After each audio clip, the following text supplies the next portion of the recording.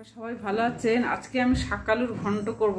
শাকালুগুলো আমি 3টে বড় বড় শাকালু গ্রেট করে নিয়েছি। এইটা দিয়ে আমি গ্রেট করে নিয়েছি, এইটা দিয়ে। তারপরে নিয়ে আমি নুন হলুদ দিয়ে একটু সেদ্ধ করে নিয়েছি। এবার আমি তেলে কড়াইতে জিরে আর তেজপাতা, শুকনো লঙ্কা আর গরম মশলা ফোড়ন দিয়ে গরম মশলা গুঁড়ো দেবো। তারপরে এই আদা লঙ্কা ছেঁচে রেখেছি এটা দেবো।